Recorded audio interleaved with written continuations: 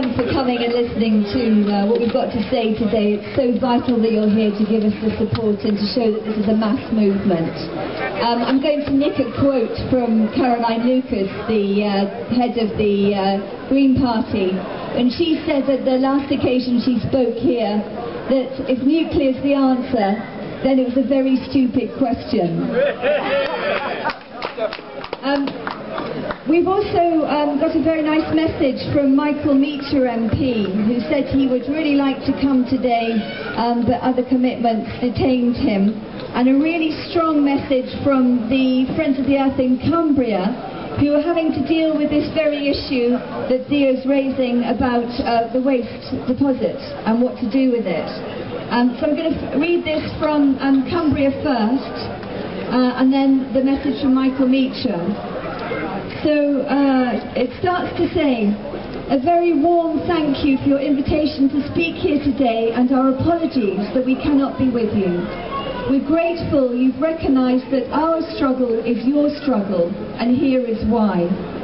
We campaign in Cumbria on several fronts.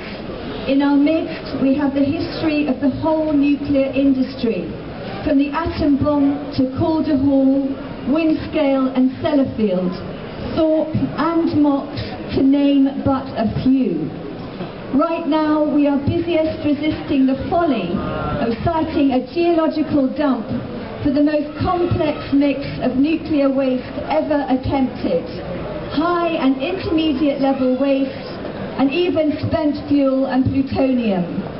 The plans are so vague we don't even know what we would be signing up to, and the critical decision date is coming up this week, October the 11th. What we do know is that this area is not geologically suitable for any kind of deep disposal of nuclear waste.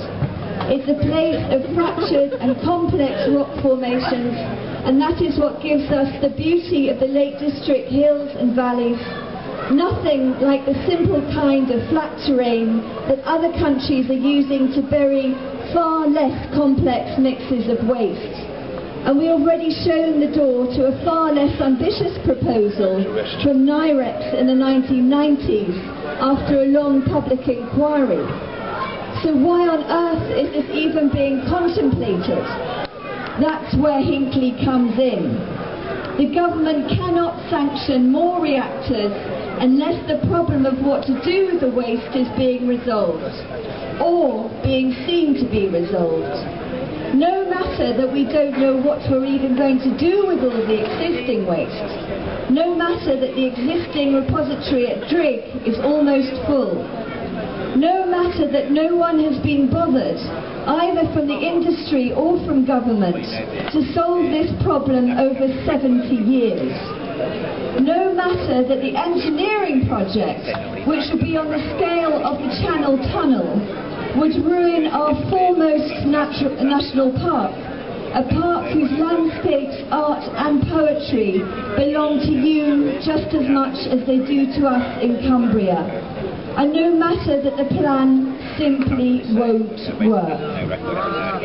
We are being fobbed off with yet another promise that technology will come up with a solution to the intractable problem of burying heat-generating waste alongside other waste in an unsuitable place. The nuclear industry is so dominant in our country that there are politicians eager to sign up to this ludicrous scheme. They think that if they are the government's obedient servants and sign up for a dump, they will get a new reactor too, even though Cumbria is remote from those parts of the country where energy is most in demand. They have even offered to block future wind energy plans in exchange for new nuclear development. Our county council leader said last week, quote, "A new nuclear power station is not as destructive as an avalanche of wind farms." They even believe that local people are willing to host a nuclear dump. They've called this willingness which in reality is only their own willingness, because they're the decision makers, a trump card in attracting a new reactor to Cumbria.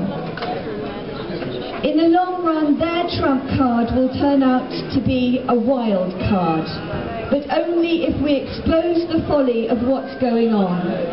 So let's continue to help each other, because we really are all in this together. Take a look at the local campaign website. It's called Save Our Lake District, Don't Dump Cumbria, and she's asked me to repeat that.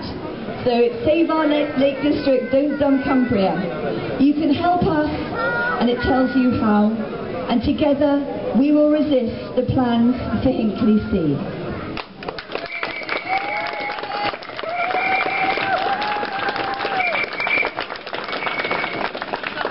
And just a very quick one, this is from Michael Meacher MP. He says, I very much admire and support the enormous effort that has gone into organising this event, and I very much hope it's a great success and sends a powerful message that the people of this country neither want nor need any more nuclear power stations in Britain. It seems to me almost unbelievable that the government should still persist in going ahead with a new round of nuclear build when all the commonsensical evidence points in the opposite direction. It is folly to do so when, in the light of the Fukushima and other key European countries, notably Germany, Switzerland and Austria, have decided to terminate their nuclear programs because the risk is too great. It is becoming clear, as all the original corporate interest has now been withdrawn because of the colossal cost of building new reactors, that it is impossible for this project to be carried through without enormous public subsidy. The government has repeatedly claimed it will offer no public subsidy, but the electricity market reform in the forthcoming energy bill is clearly designed to do exactly that, to offer an open-ended public subsidy, but one that is craftily hidden behind certain new, innocent-sounding mechanisms. It also seems likely that, if any new bill does go ahead, it will be funded by the Chinese state corporations, although that's looking very unlikely now, folks. Yet, to make our future energy supply dependent, even in part, on the goodwill of a foreign supplier, clearly is in breach of the security requirements of this country. Even all that still omits the major unresolved issue of what to do with the nuclear waste, how to stop nuclear proliferation and the non-negligible risks of a nuclear accident and nuclear radiation-induced cancer and leukemia. I'm also aware that the construction of a new reactor, which could take up to 10 years, will generate such environmental pollution and such transport dislocation from the continuous movements of heavy lorries that it will have a serious detrimental effect on the region's tourism and everything else. Also, the inroads into the private rental market caused by the arrival of some 7,000 construction workers could have a devastating impact on local homelessness.